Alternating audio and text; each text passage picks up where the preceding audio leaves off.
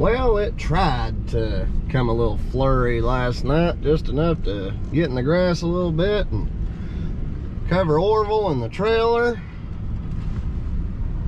A little bit on Wilbur there, but nothing to speak of. And I am excited. You know why? I'm gonna tell you why. Today marks the last day of the roadside mowing for a while, and tomorrow we'll be clearing out bamboo. We're going to be mulching them down, loading the chips in the truck, hauling them out, and then let's see, we're going to be digging about a foot into the ground to get the rhizomes out to hopefully slow it down coming back. I think they're actually going to put like a fabric down to block it, so let's get to it. There's been a couple of weeks since I've had to use the truck since we've been staying on site.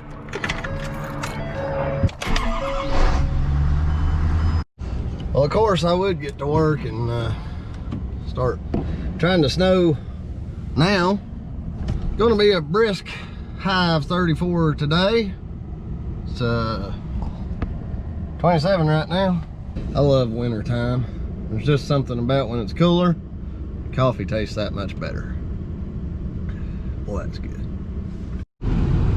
All right, nice and brisk out there. Got their truck warmed up good. I'll get my hood off here. Now, I like doing the roadside mowing, but 2 weeks is enough of it. I'm ready to do something a little different. I'm ready to go pull some bamboo. Now, I may be sick of that by the time I get done with it. Luckily, it's just a small section of bamboo. And for you guys that are just getting into this, if somebody calls you and wants you to remove bamboo, first question you ask them, is it running bamboo or is it cluster bamboo? Cluster bamboo just grows in clusters and you can pull it and be rid of it. Running bamboo sprouts entirely off of the rhizomes, and if you've got a patch of that stuff, to stop it you almost have to dig down a couple of feet and put some kind of a barrier, whether it's sheet metal, fabric, whatever, something to block those rhizomes from climbing on through the ground.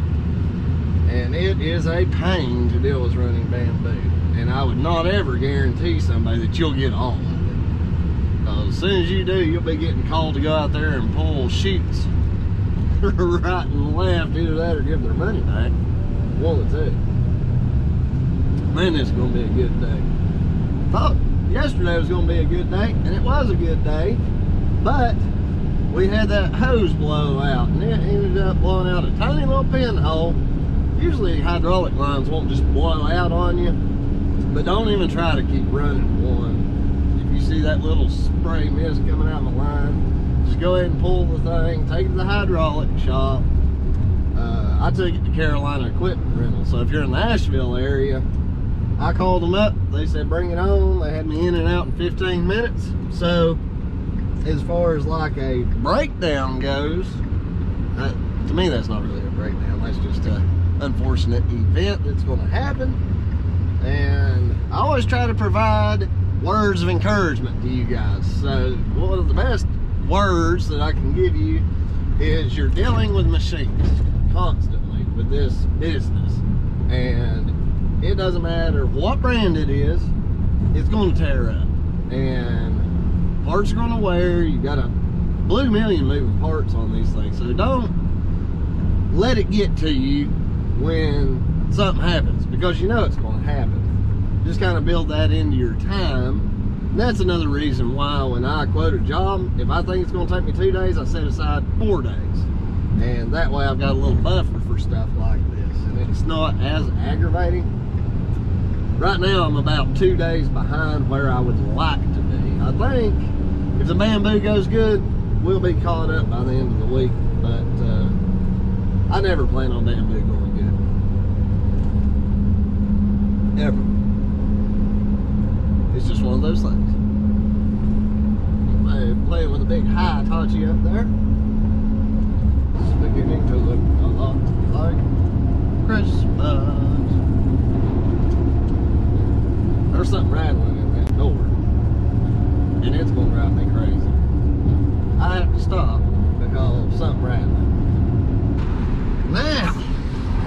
think I got that rattle fixed. When you get out of a truck and you have to sit in the middle of the road, here's a good word of advice for you. Don't just walk around the truck. You better poke your head around the front, because these people think they're playing Grand Theft Auto. And they're going to get points if they beam me. Dadgummit. That's alright. I'm probably worth more dead than I am alive. Now let's get on down to the job here. And we're going to finish the mulching. Don't worry, you guys don't have to watch that. Then we're going to load up that pile of garbage, haul it to the dump, and hopefully get the excavator moved to the next job site today. I hope. If not, we'll do it tomorrow. We're not in a hurry. We'll get there when we get there, folks. With that mentality, you'll be a lot less aggravated. Sometimes you just have to tell yourself you're not in a hurry. It's the thing, though. You'll start getting in a hurry and you'll start feeling uptight, thinking you're behind, people are getting mad at you. You'll just call your customers and let them know. A week, you know, as soon as you know you're going to be a little bit behind, just go ahead and call your customers. I don't care if it's a month. If you're going to have to move their date up, you go ahead and call them, and that way they got plenty of notice and they're not coming up last minute and being blindsided. They'll love you for it. Oh, yeller. I'm gonna go ahead and start that thing up and let him be getting warm.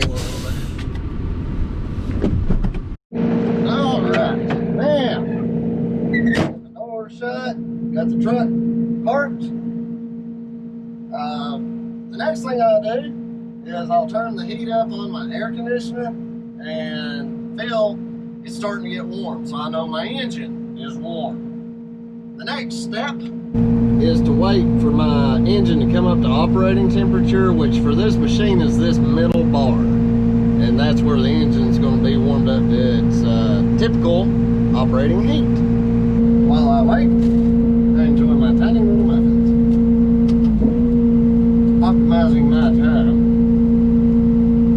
It's a delicious way to do it. Now that we've enjoyed our breakfast and our engine is up to operating temperature, the hydraulic fluid in an excavator is very thick when it's cold weather outside. The colder it gets, the thicker the fluid is. And it's hard on a pump to pump the thick fluid. So what I like to do is I'll lift up the boom, obviously, and I will go one control at a time. I will usually start with like the bucket tilt, as if I was curling the bucket. And I'll just work my way back through the stick, and that will start pushing that fluid and pulling it. And as that fluid's pressed on, it starts getting hot. And you will notice a significant difference from the start of you controlling. Everything will be kind of sluggish, it'll be slow moving, and especially if you get down in the teens or single digits, it's going to be super, super slow. So what I do is I'll cycle each cylinder almost all the way. I don't like bottoming my cylinders out, but I'm going to cycle them almost through the full stroke of each hydraulic. And I'll cycle it until it starts moving smoothly. The very last thing that I run, and this is just me, is the tracks themselves, those drive motors. I like to wait until I've got everything else heated up, even the swing. You know, and the other thing is, don't make your changes of direction sudden and abrupt. I like to make it smooth and give that fluid time to kind of just warm up. Just so you guys can see, I just lifted this boom up to get that attachment up off the ground, and you can see how slow everything moves. And I also, like, that's full stick right there. That's full stick, and you can hear the engine and the pump kind of laboring. So what I would recommend doing is using about half control. See, it's already moving a little bit smoother. And I usually cycle them, you know, anywhere, depending on temperature, between maybe, if it's not real cold, usually about 4 or 5 cycles. If it's really, really cold, I'll do 15 or 20. See, it's already starting to move really quick there. I know this machine, so I know how fast it moves when it's like, say, 70 or 80 degrees outside. And you know hydraulic fluid gets hot if you've ever been sprayed by it. It'll burn the dickens out of you. And another thing this does is it starts heating those pins up, and it helps the grease in the pins warm up. My grease gun I keep in its compartment in the engine, so the engine's hot right now, so it's starting to heat up my grease gun. It's not a bad idea to throw your grease gun in your truck, wrap it up in something so you don't get grease everywhere, and that way, when you get to the job site, your grease is warmed up, or at least warmer. Now I'm just going to easy. Now I've got my pump turned up about as high as it'll go, so I'm going to cycle through these. You can tell that this cylinder lifts a whole lot more weight than just, say, curling the bucket. So I just take it nice and easy on it and let everything get warmed up. Now I want you guys to notice something. I don't recommend doing this, I just want you to hear it. My engine is at about, let's do half idle. Now, listen to the engine. You hear that crank? That's that pump having a hard time pushing the mulching head. So what I'm gonna do now is idle all the way down. All right, and I'm just gonna bump the throttle to kind of, you can see that hose jumping. I just bumped that thumb control, and each time helping that head get spooled up to speed. Now I can just hold it. I'm not going to lock it. I'm just going to hold it down with my thumb. Let that head get up to about half the speed that it normally operates at, and I'm going to let it just kind of work its way up from there. And that helps those bearings that are in that black spot right there. There's a bearing in there, and then on the opposite side of the drum there's a bearing there too. I want to let those bearings get warm slowly, and also it's going to warm the grease up. Now there's a breather hole in the end of this Fecon head, and if I tilt this up and that grease is thick, it'll push the grease out worse. So I'm going to leave it level as I can get it. And I'm just going to sit here for a few minutes and let this head spool up until I can see that the speed of the drum is reacting quickly to hydraulic inputs. Alright, so as promised, I'm not going to force you guys to watch me run this mulching head today. I've got everything warmed up. The machine is ready to go. I'm nice and toasty in here, and I'm going to go knock all this mulching out. And then toward the end of the day, I'll bring you guys back in because it's a little something different. And we'll scoop up all that garbage up there, we'll load it in the truck, haul it to the dump.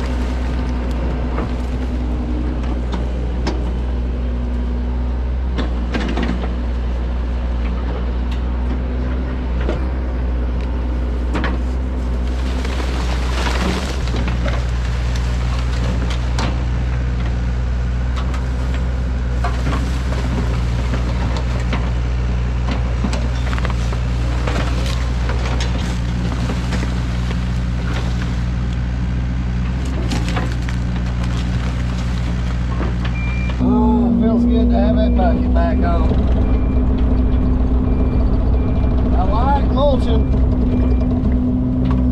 Man, it can get old. We get the bulk of this trash up with the machine. And then the rest I'll just grab by hand.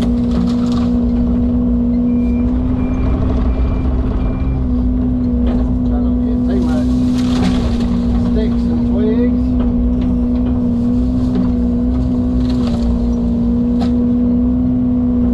Flower pots in here, there's freaking political signs. That's the biggest garbage of them all. And politics.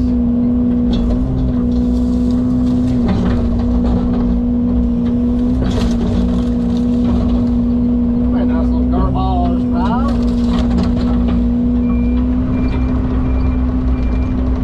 Get lined up here.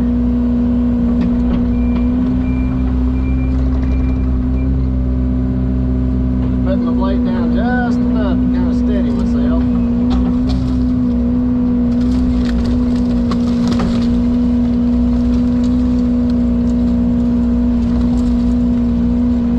Lights, a bunch of junk.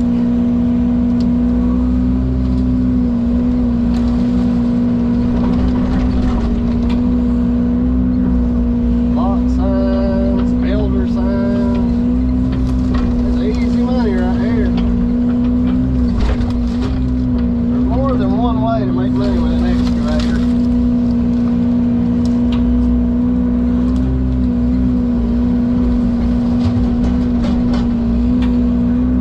That's gonna be a pretty good load. I tell you what.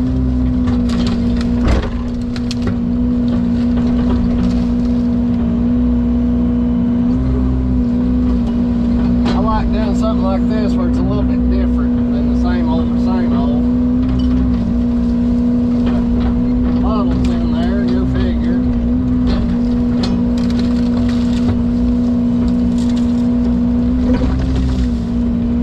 I prefer to shake it and make it fall out than it just going wherever. That's my preference anyway. This old Yanmar does a pretty good job. It's big in there.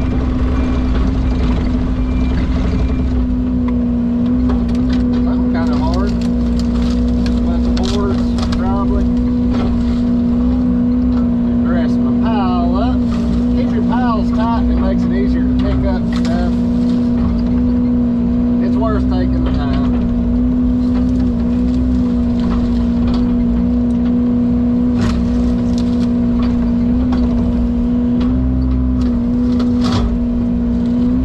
I'm telling you, I like doing demolition type work. I knew I was doing something, I was dragging my blade, which is okay. Doesn't hurt nothing.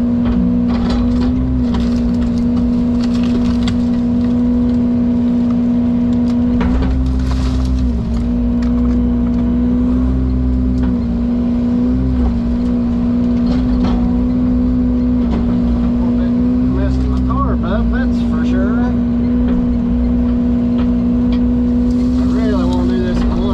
Get it over with so we can be ready to load out to that bamboo shop tomorrow. Better stay in my bucket.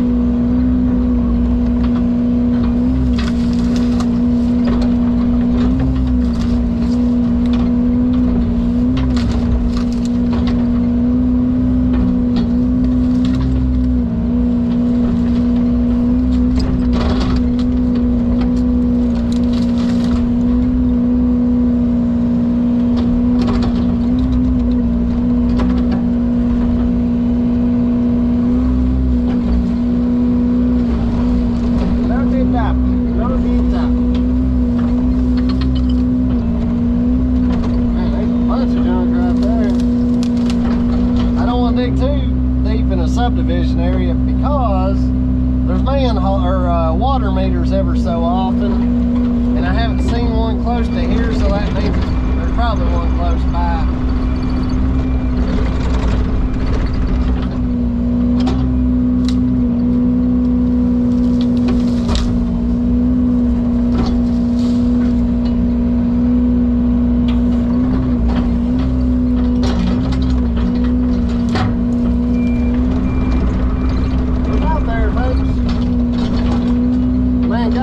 Bob does their ground, so I'm gonna do him a solid and pull that stump so he don't have to mow around it.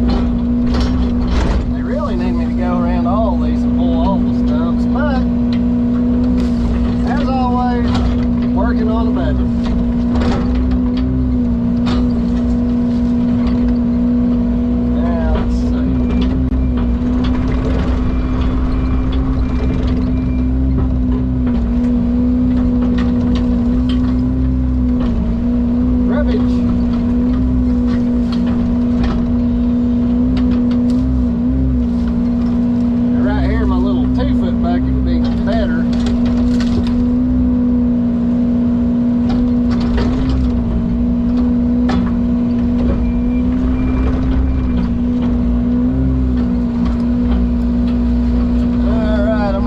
Last little bit up by hand and we'll be ready to roll to the garbage stuff.